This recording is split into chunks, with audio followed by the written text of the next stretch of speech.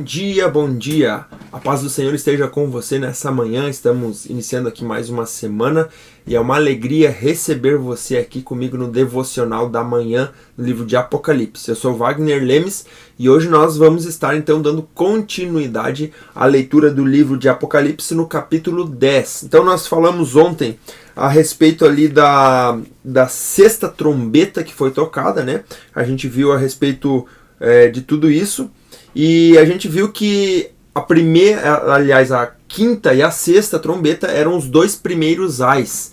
E aí teria mais um ai que seria a sétima trombeta. Porém, no intervalo entre a sexta trombeta e a sétima, existe algumas informações. Exato como você viu também ali nos 7 selos, você viu que até o sexto selo aconteceram coisas de forma cronológica, digamos assim. Porém, houve um intervalo entre o sexto selo e o sétimo selo. Assim acontece também com as 7 trombetas. Acontecimentos até a sexta trombeta e até a sétima trombeta nós temos um intervalo no meio que nós vamos ler hoje, que é o anjo e o livro, no capítulo 10 de Apocalipse. Então diz assim: Então vi outro anjo poderoso que descia dos céus. Ele estava envolto numa nuvem. Presta atenção no detalhamento daquilo que João está vendo ali, tá? Ele estava envolto numa nuvem e havia um arco-íris acima de sua cabeça. Sua face era como o sol e suas pernas eram como colunas de fogo. Ele segurava um livrinho que estava aberto em sua mão, tá? Quero que você preste atenção nisso. Esse trecho aqui está, na verdade, detalhando aqui uma imagem que João estava vendo. Ele via então aqui um anjo poderoso, tá, que estava em uma nuvem, envolto numa nuvem, tinha uma espécie de arco, né, um arco-íris acima da cabeça e ele segurava um livrinho. Agora eu quero que você veja esse paralelo junto com a visão de Ezequiel. Eu vou ler aqui junto com você, Ezequiel, tá? Deixa eu abrir aqui para nós lermos juntos. Ezequiel capítulo 2 e o capítulo 3 também tem. Então nós vamos ler o capítulo 2, versículo 8. Mas você, filho do homem, ouça o que digo. Não seja rebelde como aquela nação. Abra a boca e coma o que vou dar a você. Preste atenção no que Ezequiel está falando aqui. E no capítulo 3 ele diz assim: E ele me disse, filho do homem, coma este rolo. Depois vá falar à nação de Israel. Eu abri a boca e ele me deu o rolo para eu comer. E acrescentou, filho do homem, coma esse rolo que estou dando a você e encha o seu estômago com ele. Então eu comi e em minha boca era doce como o mel. Guarda essa informação agora da visão de Ezequiel a respeito da nação, ele está aqui, da nação de Israel, tá? Vai ser importante isso aqui. Vamos dar continuidade. Então João viu aquele anjo poderoso. Naquela forma, você pode ler também Ezequiel a partir do capítulo 1, ali você vai ter muitas informações interessantes. E aqui nós temos um paralelo, ou seja, o que João está vendo aqui, Ezequiel também viu. Não exatamente a mesma coisa, mas muito parecido, tá? Preste atenção. Versículo 2. Ele segurava um livrinho que estava aberto em sua mão. O que representa esse livrinho aberto? Se nós lermos no capítulo 5 de Apocalipse, você vai lembrar, você que está me acompanhando aqui todos os dias, que João viu um anjo, ou das mãos de Deus, na verdade, né? Um livro que estava selado, um rolo, né? Que estava selado com 7 selos. E aí a gente viu a abertura desses 7 selos, tá? E então esse livro que estava selado agora está aberto. E por isso que aqui nós temos a informação de que esse anjo poderoso segurava esse livrinho que estava aberto em suas mãos. Então esse livrinho é justamente aquele rolo que estava nas mãos de Deus. Era justamente aquele rolo. Colocou o pé direito, então esse anjo poderoso, o pé direito sobre o mar e o pé esquerdo sobre a terra. O que isso quer dizer? Que esse anjo estava representando o poder sobre toda a humanidade, sobre os céus, sobre a terra, sobre o mar, sobre tudo que existe na nossa terra aqui, né, no nosso globo terrestre. Então isso significa o poder que Deus tem sobre tudo. Então esse anjo poderoso estava com um pé na terra e um pé no mar. E deu um alto brado como o rugido de um leão.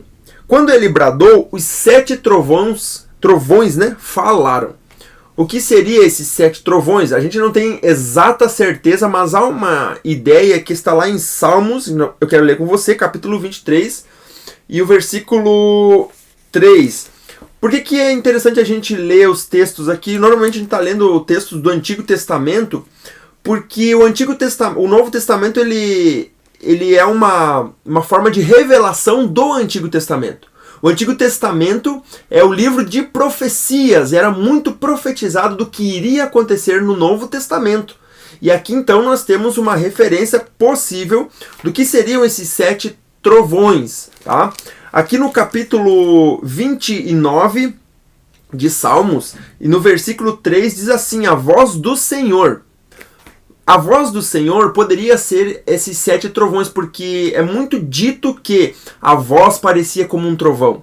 A voz parecia como um trovão. Então aqui no livro de Salmos capítulo 29, versículo 3 até o 9, nós temos 7 vozes de Deus.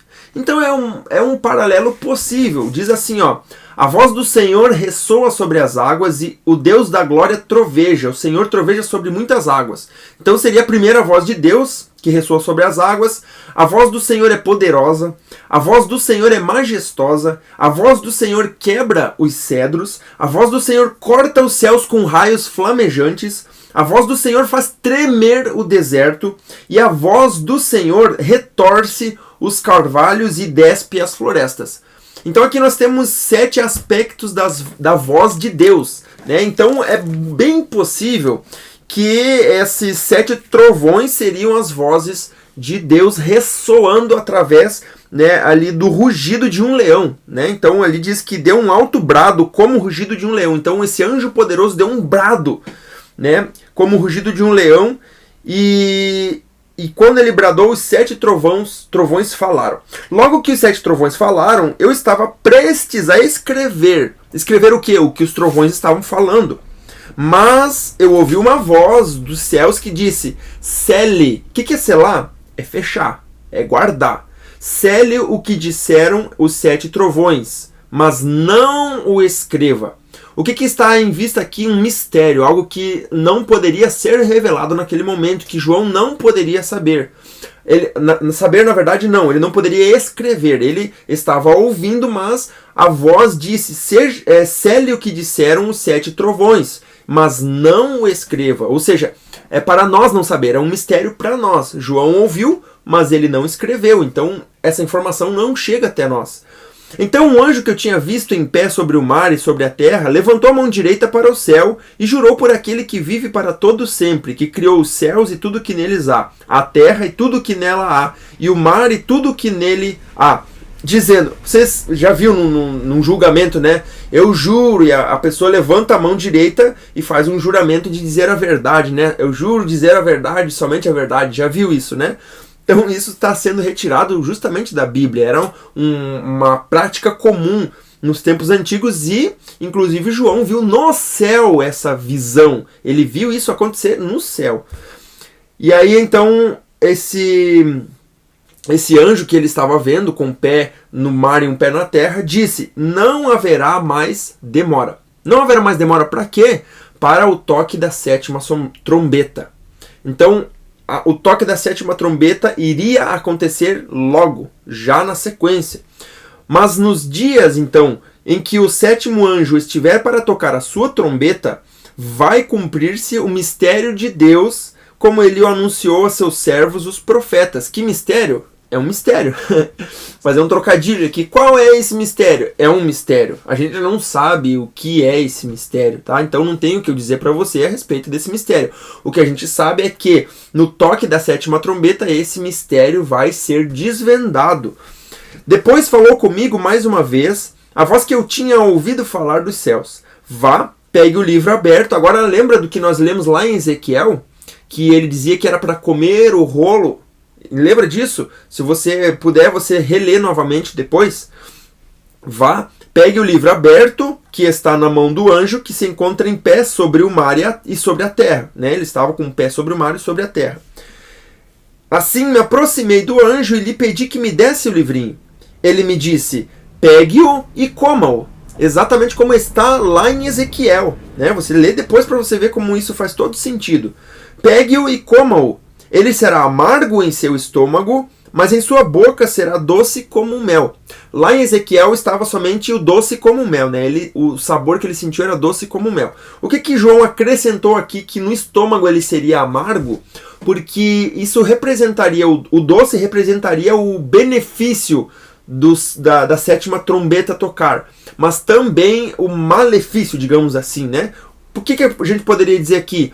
Que com o toque da sétima trombeta, haveria o início então para a vida eterna. Seria um momento maravilhoso, mas também, em contrapartida, iria haver muito sofrimento na terra. Isso significaria, então, um gosto amargo, né? E o gosto doce seria o benefício, né? A vida eterna, enfim. O fim do mal também, né? Enfim, tudo isso. Peguei o livrinho da mão do anjo e o comi. Ele me pareceu doce como mel em minha boca. Mas ao comê-lo, senti que o meu estômago ficou amargo. Ou seja, quando ele comeu, aquilo pareceu tão bom, vai terminar o mal, vai dar início à vida eterna, tudo vai se tornar melhor. Porém, quando ele engoliu no estômago, quando as coisas começaram a realmente acontecer, ele sentiu o sofrimento na humanidade acontecendo, e isso se tornou amargo no estômago dele. É isso que ele quis dizer aqui. Então me foi dito, é preciso que você profetize de novo acerca de muitos povos, nações, línguas e reis. Provavelmente isso aqui está relacionado ao fato de que ele deveria ainda falar para as igrejas da época, porque o Apocalipse foi enviado para as 7 igrejas, você lembra disso, né?